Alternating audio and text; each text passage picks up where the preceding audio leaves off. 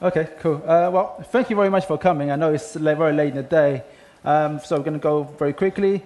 So for the talk today, we're going to go through, have a quick introduction to Elm as well as the functional reactive programming paradigm, and then we're going to have a quick run-through of the Elm syntax as well as some of the language features that you'll find in Elm.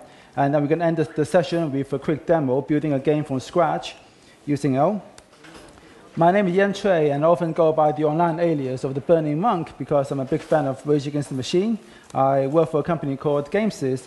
We are based in London, and we are one of the market leaders in the real money gaming business. My team, however, we focus on softer core games for freemium model games for a more social audience.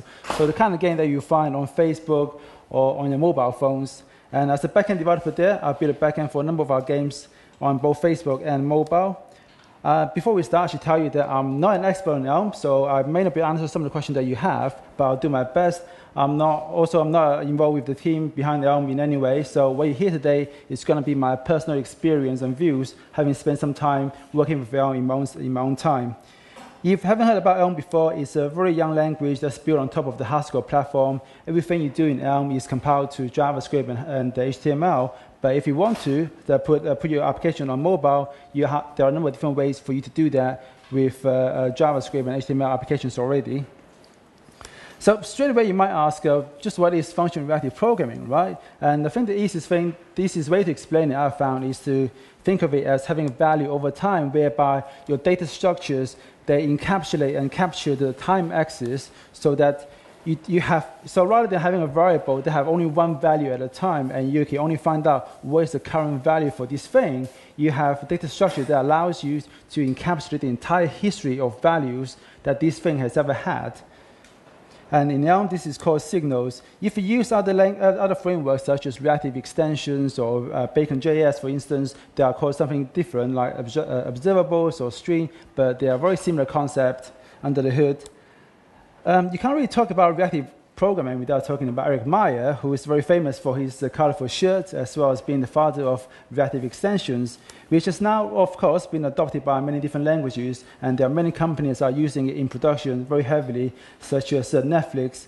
And in a recent talk that he did, I can't remember which conference it was, but I quote, he said that reactive is dead. Long live composing side effects.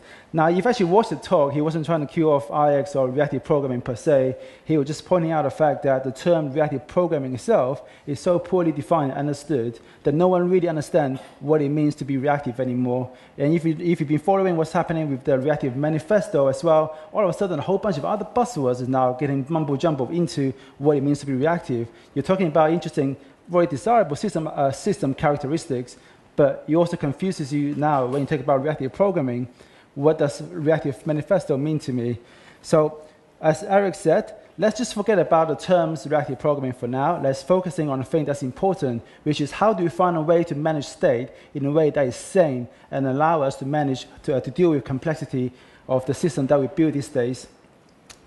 Which brings me to something that I saw Dave Thomas wrote a while back. As he was playing around with Elixir, he wrote that one thing I'm discovering is that transforming data is easier to think about than maintaining state. And this is one of the key differences, I think, between imperative style of code and functional style of code. Whereas in the imperative world, your state is mutated in place, which obviously have challenges around managing complexity because you've got all these different states, they're all being mutated in place, and you have to coordinate all these mutations in a nice and timely fashion for your application as a whole to behave in a way that is desirable and is what you want from your application.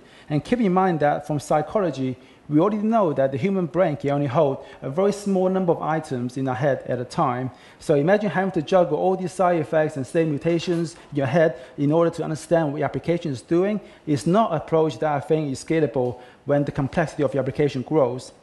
If you take a very trivial example of a game of Pong-like example, here's some tutorial code I found as I was looking at the OpenFL framework for hacks that we were going to use, that me and my friend used for a recent game jam at work. So in this game, one of the things you have to do is you have to allow the player to control the bar with the up and down key. And in this tutorial, this is the type of code that you find in a lot of games is very typical of the sort of things they do in games where you have a Boolean flag to track, okay, whenever the key up or key down key has been pressed, as well as tracking the current state of your bar. So when the key down is, you have a key down event handler to say, okay, if someone pressed the key and the key code is this, then, okay, set the Boolean flag to true. And when the key up event is fires, you do the opposite. And then in your draw loop, which gets called X number of times a second, depending on your frame rate, you see, okay, if my Boolean flag for key up is true, then I'll update my state by modifying my Y position by some amount, and do the opposite when the key down is flag is true. And there's also, okay, at the end there's also some code there to make sure that when as you're moving your bar around, you don't go out of the screen.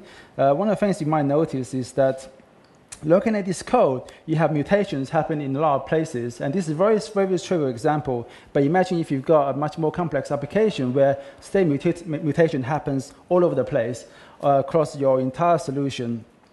So looking at your code and trying to understand what's going to happen at a runtime where you run this code, you have to build up first understand what this code is doing by building up a mental model of what happens, when something interesting event happens, what is my application going to do? And for me, that becomes very difficult as I have to handle more and more different moving pieces. But my mental model, in the meantime, is actually quite simple. In this case, we say, okay, when the input is keyed up being pressed, my state is X and Y being the current value. My new state is going to be, okay, I move the Y position by some amount. Same thing I do when the key down is pressed. Or when the timer event fires, whenever I need to draw my state on screen, I do something. So this is the kind of mental model that I want to build. And notice that this mental picture here is not describing state mutation. It's describing state transformation, which with functional programming, that is your focus shifts from managing state to managing transformations. And functions, when you look at them, they are just simple mapping between your old state to your new state. And they're easy to think about because it allows you to also to take a bigger problem and take them up, break it down into smaller pieces. And as you solve smaller pieces, and you can then have this simpler problem that you can solve more easily. And if you can prove that these small pieces, they all behave correctly, I'm getting the correct transformation for each of my cases, then as you compose them together at the end, your whole application should also be correct. So let's see how we apply the same reasoning to reactive programming and how we do the same implementation in Elm. Well, straight away you see that the code is much shorter, much smaller. There's very little code that you have to manage. So we start by defining what the state for a platform or that bar looks like. In this case, we need to know the X and Y positions. And the default state is going to be starting with a 5 being X value and 0 for Y. And then we sample your keyboard input. In this case, keyboard arrows give you a signal, so a constant stream of values whenever someone presses one of the arrow keys and transforms that into a pair of X and Y values. And we sample that 20 frames per second. As you can see from there, the delta equals time dot frames per second 20. So for 20 times a second, we sample input from the keyboard, and then we do a fold. So starting with the default platform state, for each input, what we're going to do is we're going to take the input of X and Y, and given the current state, we're going to update the current. We're going to give you back a new state based on the current state, but we're going to change the Y value by, in this case, multiplying Y, which could be either 1 or -1, with 5, or 0 if you're not touching the arrow keys. And then this is going to give you a constant stream of new states for your platform. And of course, we have to cap the value you get back from that calculation so that we are consistent with the previous example. Okay, a few more slides showing the different parts. So, actually, is everyone okay with this example so far? No, doesn't make sense. Okay, what do you not understand? Okay, what's the thing that you get stuck on? Syntax is very dense, hard to grasp at first. Okay, that's fine. We're going to go through the syntax in a minute. So this is, but as a whole, as in terms of approach, does this make sense? Yeah. Okay, cool. If you've got any questions, just raise your hand. I'll try to answer them as best I can. So as I mentioned earlier, reactive extensions, Bacon.js, Dart, as well, they all have the same concept of this observable sequence of values that you can use. But they have slightly difference in terms of semantics around whether or not you can create them dynamically and combine and compose them dynamically as well. In Elm, everything is compiled into a static graph, so you give you some benefits in terms of performance, for example, but it does, you do lose some flexibility, which is something that you get with reactive extensions. There's actually a very good talk on this topic from Evan Saplicki, who is one of the creators of Elm. He did a talk, I think last year, Strange Loop, where he talks about different approaches to functional reactive programming. Another inspiration behind the Elm is Brett Victor, and specifically his Inventing on Principles talk from 2012, where he started by saying that ideas are very dear to me, and he did this demo and just blew everybody away. Let's. I got some code that says, when my guy likes the turtle, he gets y velocity, but bounces it there, and the turtle gets off. So that looks like that. And the turtle gets after this. The problem is, I don't want the player to be able to get up here yet. I want the player to bounce off the turtle and go through this little passageway. And I'll have to go around and solve puzzles and whatnot, come back and get the start. So the turtle's too bouncy right now. Now, of course, I could just turn that down in the code. And now I can try it. And now it's not bouncing now. And so while it's nice that I can adjust the code while it's running, instead of having to stop and keep the file back in place again, I can't immediately see what I need to see. Well, there might be that time. So here's what I'm going to do. I'm going to pause the game. So I pause the game, and now there's this slider over here. Which lets me know the time.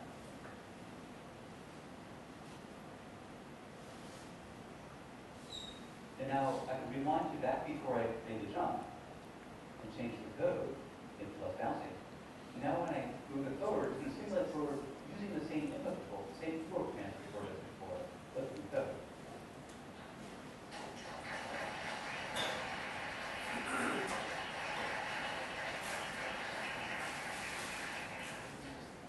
This is not good enough. I need to be able to see changes immediately. I need to be able to see immediately whether or not my boundary is correct. None of this stuff. And if you have a process of time, and you want to see changes immediately, you have to map time to days. So here's what I'm going to do. I'm going to bounce off my turtle, pause the game. Now hit this button here, which shows my guy's trail. So now I can see where he's been. When I rewind,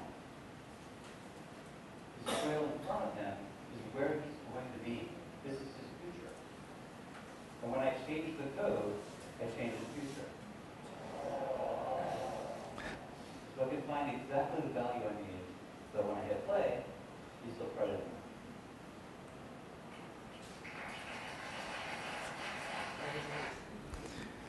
It's a very good talk. You should definitely go and find it yourself. Brett Victor, one of the most amazing speakers around, so do look him up. So a lot of Brett's work has been around shortening the feedback between having an idea and being seen in action, and his work has actually inspired a lot of people, including Khan Academy's online interactive programming environment to teach kids to program, as well as a light table, which is an IDE that's built in the Closure script. And of course, Elm's very own time-traveling debugger, where you can capture mouse keyboard inputs, and you can pause your application. And at all times, you can, if you had a debugger running, you can see the state of your game as well. And as you change that those values, you can see Mario's path change. And you can then rewind over, well, go back in time.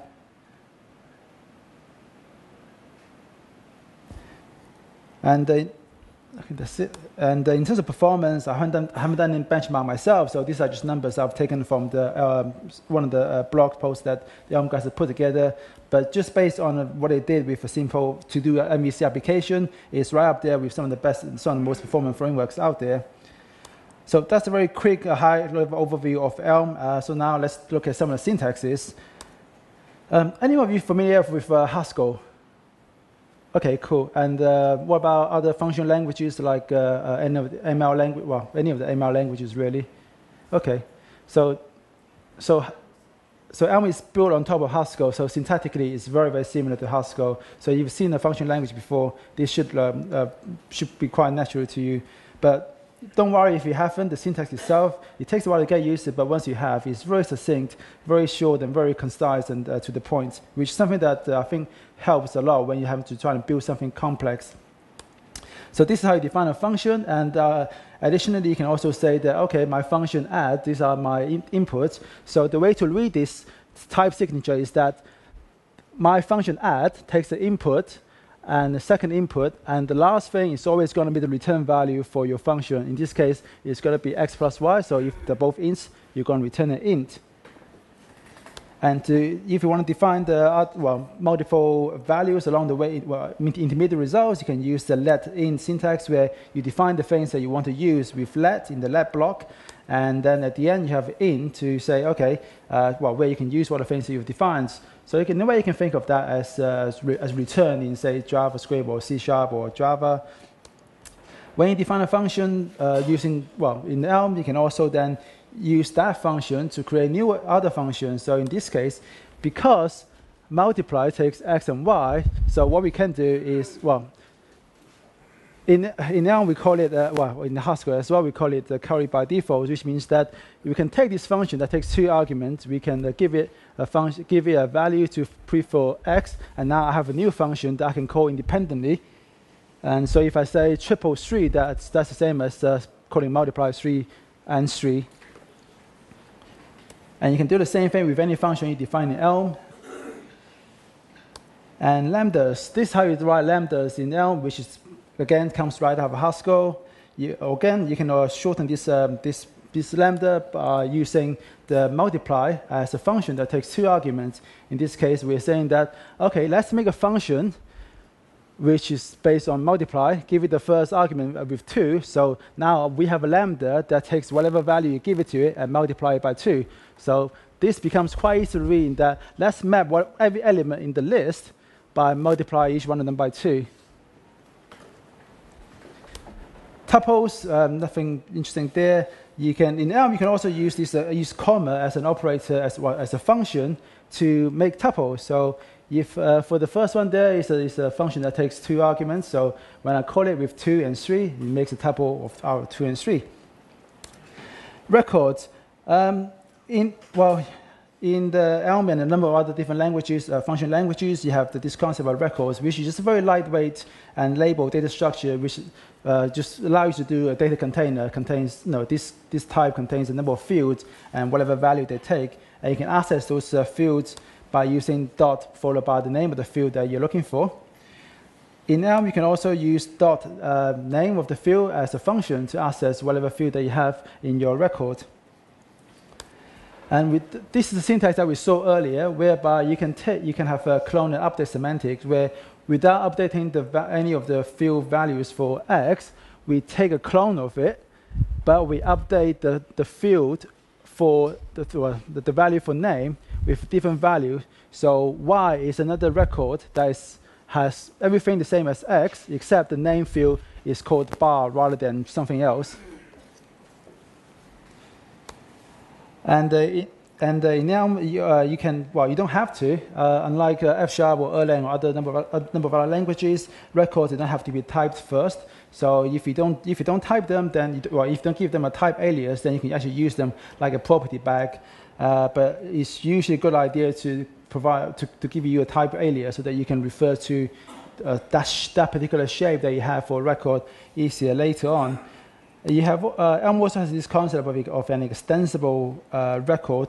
In this case, what we are saying is that name defines an extensible record that's based on A, except it must also specify a field called name, which is of type string, and the same with age. And what you can do after that is that you can compose these different parts together. So this lady is a record that we're saying that it must have the fields defined in name as well as extending age, extending the empty records. In this case, we can use our function can later on use any record so long as it has got the property, the field called name defined in the named extensible record. So you get slightly better reusability out of extensible records compared to your regular records. Otherwise, your function will have to map out all the different fields that you have if a name is not extensible record and the regular record instead.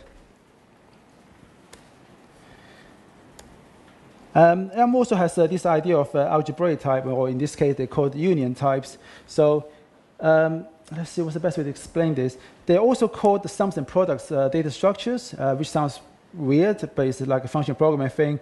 But sums just means having a variant types for your base type. So in this case, we are saying that for the type status, you can have the subtypes of flying, exploding, and exploded. And for each one of them, you can associate it with a number of a tuple of types. So when you're defining, so if you think of it as enums, but you can apply tags, you can have a number of different other types associated with each of your enum clause. So that would be your union type. And here we have here we can see how we can use curry function to make a nested function calls much easier to read.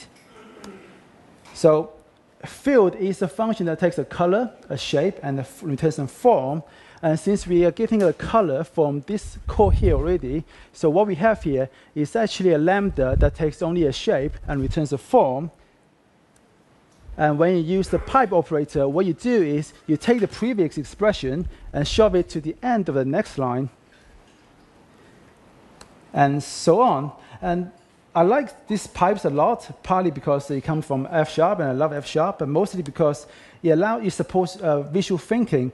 So on his blog, visualmath.com, which is an excellent blog, by the way, Daniel Higginbotham talked about how the way you lay out information, you should be in such a way that people don't have to think too hard just to be able to understand it. So if you consider how we normally read English, we read it from left to right, top to bottom. That's how we process information flow. But for some reason, when it comes to nested function calls or method calls, it's the other way around. So with pipes, for me at least, it restores some sanity when I'm really trying to understand the flow here. So imagine if this was if this was nested code in the normal way, then it's much harder for me to understand how information is flowing from different cores. Whereas with pipes, it's much easier because it's much more natural to how I normally read text and process textual information anyway. So the function we had earlier has this type signature where it takes the integer, and a float and returns a form. We can also write it slightly differently using function by composing the functions together instead. So in this case, circle takes the float and returns a shape. So if we change that into its type signature, we do the same thing for the next line. We already talked about how it's actually curry, so it's actually a lambda that takes the shape and returns a form. And if we use the double arrow notation, which is how you do functional composition, how you compose different functions together, what you're actually doing is taking these two functions, these two lambdas, and combining into one that takes a float and returns a form. And you can do the same thing for the rest of your function calls. So at the end, you end up with something that is exactly the same as the function we had previously. You can use a case-off syntax, which is a nicer way to doing, say, if, else, if, then, if, else, if, else, if, else, if. So in this case, we're just saying that given the variable name, if it has the value yan, then print something different. Otherwise, for every other case, we can use the underscore to say, we don't care about what value is. Just for every other case, do the other thing instead. Unlike in the Haskell or F#, Elm doesn't have the when guards yet. So if you have a more complex, so if you want to have more complex queries where, okay, if the name is equals yan and some other condition, you have to use the multi-if way statement instead, which is again just slightly nicer way to write more deeply nested if block. And finally, we have a signal. So Elm comes with a number of different signals by default, where you can track the mouse position, clicks, and when the mouse key is pressed down, for instance, as well as window dimensions and time. And for mouse position, for instance, it's a signal of a tuple of integer values. So whenever you move your mouse, a new value gets generated on the signal. And from keyboard the last pressed, every time you press a key, you generate a new value on your signal. And you can apply mapping transformation to your to signals as well, or you can use this nice squiggly operator. So if you want to calculate the sum of the pixels inside a window as a signal, we can take window.dimensions, which remember is a signal of integer tuples, and apply lambda to each value, which in this case we multiply them together, and this gives us a signal of integer values. So whenever you resize the window, the value on your signal gets a new value, so you can hook that up to a text box or whatever display or some other function that takes that value and do something with it, and so you don't have to do. So whenever that happens, all your callbacks gets invoked automatically. You can also do the same thing with more inputs, and in this case combine them with another squiggly operator. So if you want to take the height and width signals and combine them together, this is all you have to do.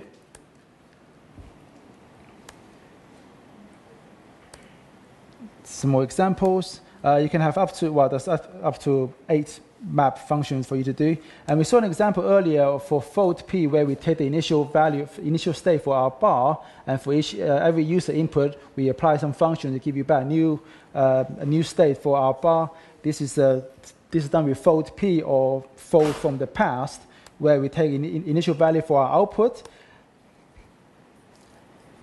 as well as you can't really see the bold, as well as the lambda that takes the current state as well as a new input value, and we give you a new value for our output signal.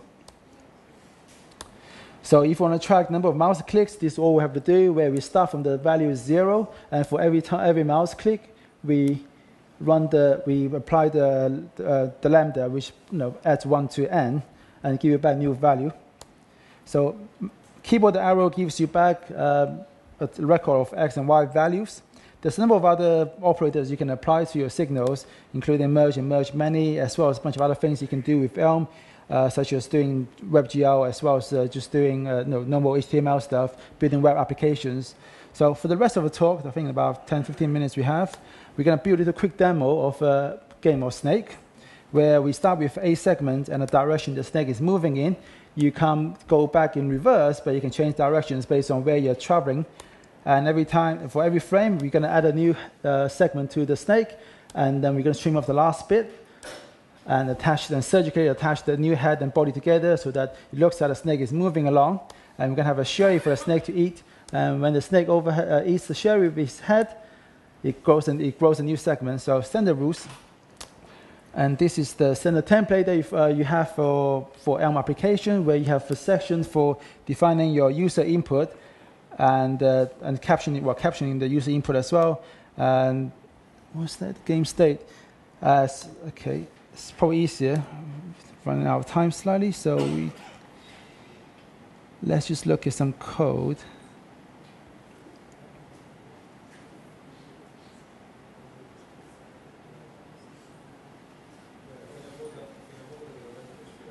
Can you guys see this code? This is okay? Yeah? Okay. So this is our standard template. One of the first things we have to do is we have to define what our user input is going to be. And we're going to track the user whenever someone presses the arrow key. So we need to track the x and y value, which is from the keyboard arrow, or when someone presses space. We need to know we need to capture the arrow key presses as a signal. So we do that based on keyboard.arrow.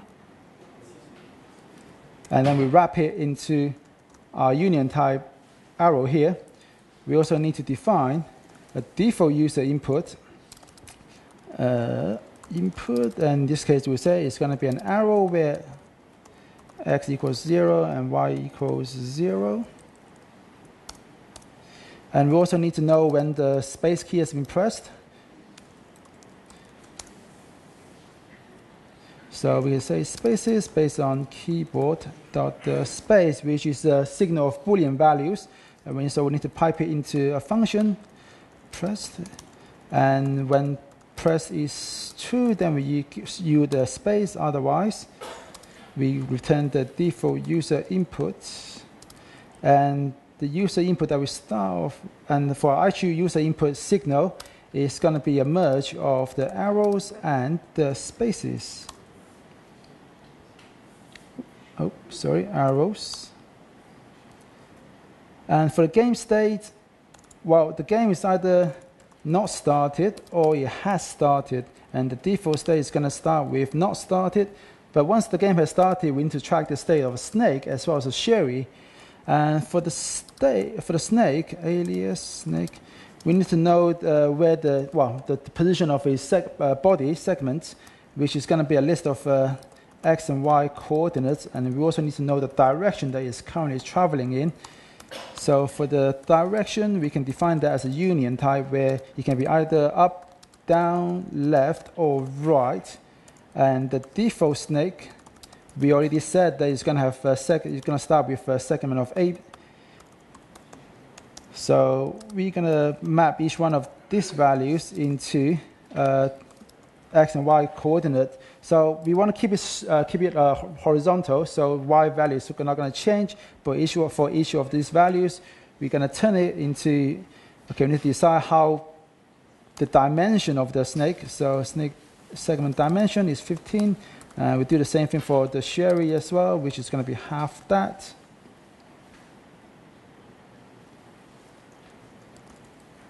Segment dimension, but this is going to put our head at the center, but we want the snake to be moving to the right, so we should put the head in at the rightmost position. So we have to reverse this list, and the direction that snake starts with is towards the right. Okay, right, Sheree. Okay, so for the Sheree, we know that we need to know the X and Y coordinate to draw the circle, but we don't always have a Sheree, so we just make it a maybe, which is either some position or nothing. Next, let's actually draw this. First, we need to have the background, and we draw the background with a rectangle that covers the whole screen. Make it black color, and then we're going to draw the content of the game based on the current game state. If the game state is not started, then we just use this function down below, where I can print some text in a nice format, where I'll say press space to start. And remember, and then we're going to put everything in a collage by drawing the background first, then the content. So now we've got, So now we've got this drawing. Ooh, funky. What's going on there? Okay, once the game has started, however, we're going to need to draw the segments of the snake's body. And each one of them, since it's only a XY coordinates, and we can turn each one of them into a rectangle, a square in yellow, and we're going to move it to the rightful place. And then depending on the state of the Sheree, if we do have a Sheree, then we know the position for the Sheree, so we need to draw a circle, Sheree radius and field white, and move it to the position. But we also need to return the squares we've drawn for the snake's body. If there's no Sheree, then we just have to draw the snake's body. Segment. Oh, okay, got a typo there. Okay, next we're going to need to do our state transition. So depending on the current game state, if it's not started, then And if the user input is space, then we go into started mode with the default snake state and no Sheree. Otherwise, there's no change. So now when I click, okay, we are joining the snake, but there's nothing happens because after we go into the starting state, we don't have any state transition. So here I can do pattern matching. I can grab the segments and the direction value from the snake and the Sheree. And first we need to do is work out the new direction that we're going to be traveling in based on user input. And I've got some helper function down below here to do that. So get new direction, user input, and the direction that we're traveling in. And we need to work out where the new head is going to be. Again, got some helper down below, new segment, which takes the current head position of our snake and the new direction that it's traveling in. And therefore, we said that for the snake, when we're going to trim off the last bit of its old body. So we're going to take everything, length segments -1 of the old body except the last. And our new snake, what does it look like? Well, it's going to have a new head attached to the new tail. And the direction is going to be the new direction. And then we also need to know whether it's game over based on the new head and tail position, and as well as the dimension of the window, so that we can detect when the head has touched one of the boundaries. Which also means that we now have to get that information into our loop here. Let's call it window dimension, new head and new tail. So to do that, we need to capture the window dimension here. Window dimension, and I know it's going to be a tuple of integer and integer. We also need to then capture it in our input signal here. So instead of a delta, we're going to say window.dimensions. So, and now we're going to use everything. We say if it's game over, then we go back to the not started state. Otherwise, we transition our started state by moving the snake forward, by returning the new snake state, not do anything with the Sheree for now. Okay. Input. Window dimension, all right, okay. Because we changed the record we're dealing with. So now we can control the snake, but we're not spawning any Sherees. And to spawn a Sheree, we need to do some random. We need to use random, which in the Elm is kind of odd, so bear with me for a sec.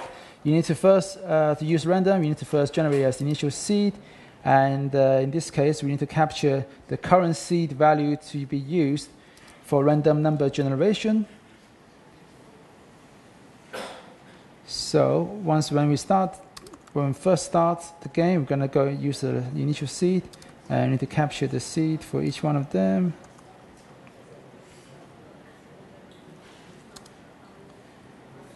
And I've got the helper function down below here to help me generate a number of, n number of random floating numbers and return back the new seed value for the next loop. So I'll do it here. We're going to need 3 random numbers based on the current seed value, and it's going to get back a new seed. So all of those random numbers, we're going to use one to decide whether or not to spawn the Sheree, if there's none there, as well as the random position to generate the value, the Sheree in on the screen. So our new Sheree, what does that look like? Well, if the current Sheree is nothing, we don't have any Sheree, and our spawn chance is less than, say, 20%, then we will spawn the Sheree using the Windows dimension and the random X and Y value. Window dimension and random X and random Y. Otherwise, there's no change to the Sheree state. So now, oops, is this shaking there? What's going on? Oh, there. Oh, wait. Oh, okay. I know what's the problem. I'm not returning back the new Sheree.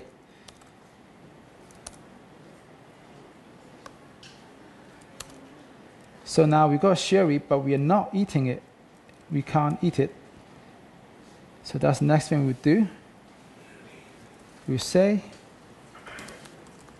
did we eat the Sheree? Well, depends on the current Sheree state. If it's nothing, we don't have any Sherees, then obviously we didn't eat it. Otherwise, we'll just check if it's overlap. If it overlaps with our new head position for the snake. New head position with the snake. And we also need to check if we ate the Sheree just now, then there's no Sheree left. Otherwise, we do this.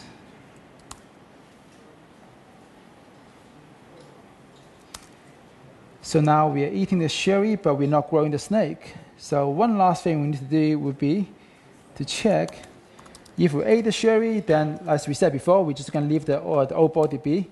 Otherwise, we trim off the last part.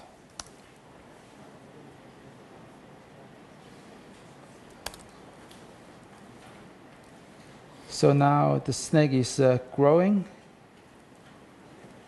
Every time you eat a Sheree. And that's it. That is the demo.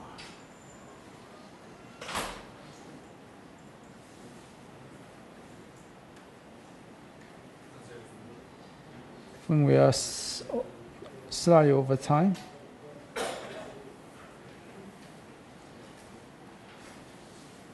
So we're slightly over time, so I'll just quickly go over some of the things that I found unsatisfactory with Elm. Firstly, sometimes I get these weird errors, and they're trying to improve on it, and it has improved over the previous couple of versions, but occasionally I still get errors that are just, ooh, what's going on there?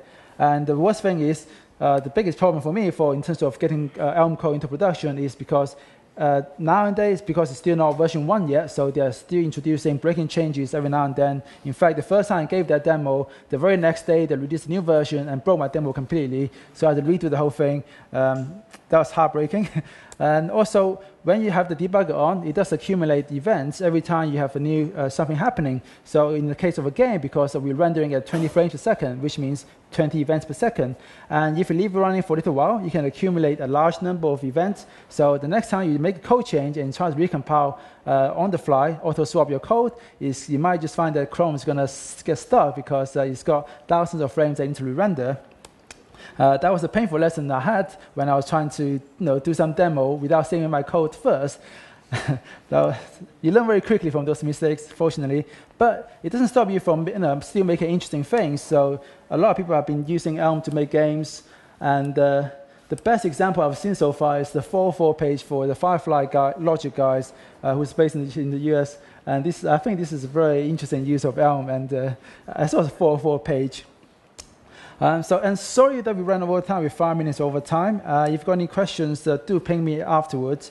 And while we're hiring as well, if you're interested in functional programming, you can check it out. We work with a number of different languages from Erlang, F#, C#, and as well as the cloud providers, including Amazon as well as Google. And there's some very interesting stuff we're doing. And the organizer asked me to leave this link so that you can vote and give feedback. And thank you very much for listening.